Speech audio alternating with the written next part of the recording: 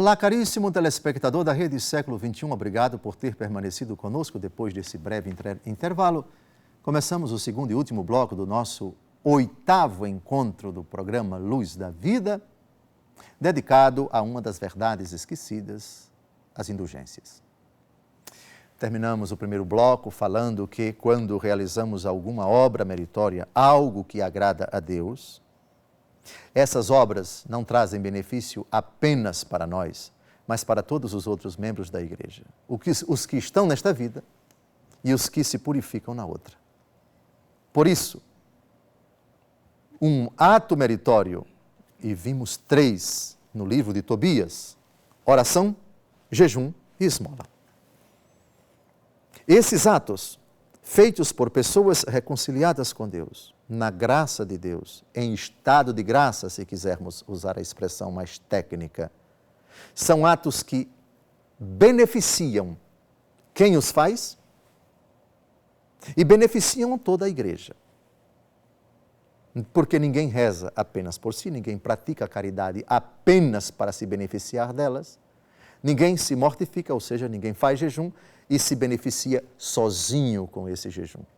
1 Coríntios, capítulo 12, de 27 a 28, quando um membro sofre, todos sofrem com ele. Quando um membro se alegra, todos se alegram com ele. Agora, vamos ao livro do Eclesiástico, porque a respeito desse assunto temos um argumento muito importante ainda para desdobrar. De certa forma, é a continuação dos 2 textos do livro de Tobias que vimos no encontro, no bloco anterior. Eclesiástico, capítulo 7, versículo 10. Não descuides de orar, nem de dar esmola. A oração é uma necessidade. Pergunta-se, apenas para quem reza? Ou a oração de um traz benefício para os outros? A oração de um traz benefício para os outros. A esmola, ela traz benefício apenas para o esmolé? Ou traz benefício para quem dá esmola e traz benefício para toda a igreja? Traz benefício para toda a igreja. Como assim? Quando um membro se alegra, todos se alegram. Então isso significa que uma pessoa pode lucrar com a bondade de outra? É claro. Quer dizer então que uma pessoa pode lucrar, estamos falando de lucro. Sim, porque essa é a expressão técnica que vamos tratar lá na frente. Lucrar indulgências. Isto é, lucrar daquelas obras que determinadas pessoas fazem em certas circunstâncias e com certas disposições. Ela é santa. Ela está em estado de graça. Ela se confessou. Ela é amiga de Deus, ela não está no pecado. As obras que ela faz, não apenas ela lucra dos méritos dessas ações, mas todas as pessoas se beneficiam, porque na igreja ninguém faz o bem apenas para um ou dois, porque membro do corpo, todos os outros membros lucram. Agora vamos a uma afirmação que pode chocar algumas pessoas, mas na Bíblia é um ponto pacífico. Se você fizer uma obra de converter uma pessoa, se você contribuir, se você for instrumento direto de Deus para trazer uma pessoa desviada para Cristo, você vai estar cobrindo uma multidão de pecados. O texto não diz se essa multidão de pecados é sua, é da pessoa que voltou ou é de toda a igreja.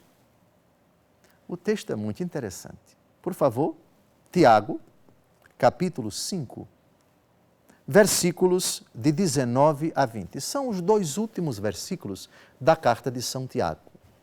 O texto é muito sugestivo. Assim como a oração traz benefício para as outras pessoas, não apenas para quem pratica a oração, mas toda a igreja se beneficia, lucra da oração de um, porque ninguém na igreja reza somente por si. a oração perfeita de Nosso Senhor, Pai, vem acompanhada, essa primeira palavra, de um pronome possessivo nosso. Nunca ninguém pode dizer, hoje eu rezei apenas por mim. É impossível. Você pode rezar especialmente por você. Mas a oração cristã, na qual todas as nossas orações devem estar inseridas e da qual a nossa aure, os pedidos convenientes, porque os pedidos que convêm a Deus estão os 7 dispostos no Pai Nosso, essa oração é por todos. Da mesma forma que você não pode dizer, a esmola que eu dei a uma pessoa é algo muito privado, apenas eu me entendo com esse esmolé. Não é verdade? Mesmo que você pense assim. Mas este ato, se for um ato meritório, se a pessoa que deu a esmola está na graça de Deus verdadeiramente, se não é uma esmola fingida, isso traz benefício para toda a igreja. Quando um membro se alegra, todos se alegram. 1 Coríntios, capítulo 12, versículo 27. Agora nós vamos à obra de evangelização. A pregação, a conversão, a palestra, o testemunho de vida, que contribuem para que uma pessoa que está nas trevas volte para a luz. Converta-se, arrependa-se.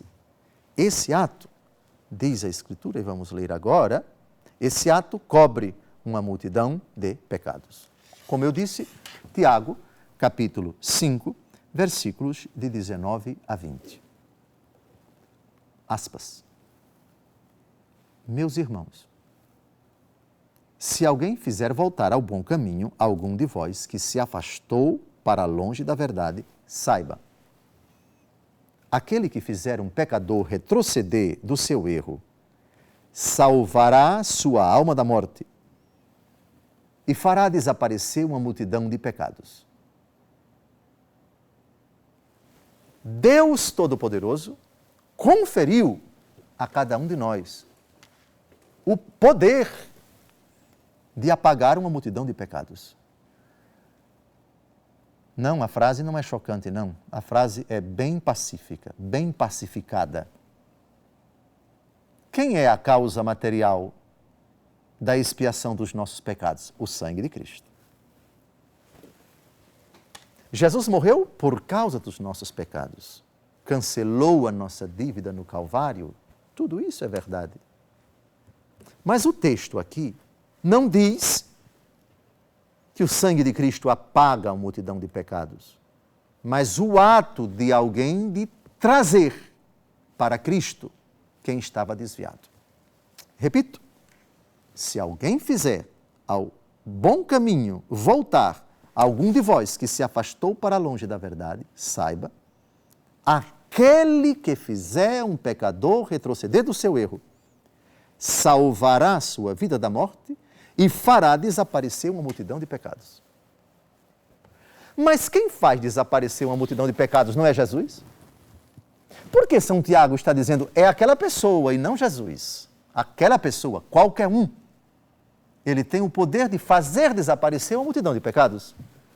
Então a Bíblia está em contradição? De forma alguma. Como é então que se resolve essa aparente contradição? É muito simples. Em absoluto, o único que é capaz de fazer desaparecer uma multidão de pecados é Jesus. O preço do nosso resgate é o sangue de Jesus, indiscutível. Só que o sangue de Jesus pode fazer desaparecer uma multidão de pecados de duas formas. A primeira, imediatamente, sem precisar de ninguém, sem precisar da igreja. A segunda, pela mediação da igreja. Isto é, Jesus confere a determinadas obras de determinadas pessoas da igreja o poder de fazer desaparecer uma multidão de pecados. Os 2 últimos versículos da carta de São Tiago são importantíssimos para compreendermos a doutrina das indulgências. Você, na graça de Deus, em certas situações e com certas exigências, graça de Deus, confissão sacramental, oração pelo Santo Padre, você não está no pecado mortal. Você está em paz com Deus e com a Igreja. Você se reconciliou na confissão. Deus Todo-Poderoso concede a você, nessas condições, o poder de fazer desaparecer uma multidão de pecados seus e dos outros. Você recebeu esse poder. O poder de Cristo em absoluto é concedido à Igreja, nos seus filhos, em estado de graça. Eu vou repetir o texto. Se você compreendeu bem esse texto, se você não vai entrar em conflito nenhum. É um equívoco tremendo de quem não entende a doutrina das indulgências. Quem apaga pecados é Cristo. Quem reconcilia os homens com Deus é Cristo. Mas os méritos de Cristo no Calvário podem chegar a nós por meio das ações de certas pessoas com certas exigências em certas situações. Não é qualquer ação, não é em qualquer lugar, não é em qualquer contexto, não é por qualquer pessoa que o perdão dos pecados vem aos outros por meio das ações de determinados membros da Igreja. Há certas exigências e vamos ver mais para frente. Mas se você compreendeu, estamos a praticamente 1 minuto do final do nosso encontro. Quem salva é Cristo. Só que os méritos de Cristo podem chegar aos outros por meio de alguns membros da Igreja. Imagine agora uma injeção que vai livrar você de uma inchação no dedo. A injeção, ela tem que ser colocada na veia. Repare, a veia é aqui. O benefício que essa injeção vai trazer para o dedo inchado tem que passar pelo sangue, que vai circular, que vai passar pelo coração e depois vai chegar ao dedo e vai tirar o inchaço. Quem é que tira o inchaço? A injeção. E como foi que ela chegou até o dedo? Por meio dos outros membros. O mérito é da injeção, mas a injeção se vale. A injeção se vale, se utiliza da mediação dos outros membros, para que esse daqui lucre com aquilo que foi inoculado no corpo pela mediação dos outros membros. Uma santa semana. No próximo domingo vamos continuar essa explicação simples a respeito das indulgências. Uma santa semana, até domingo, se Deus quiser.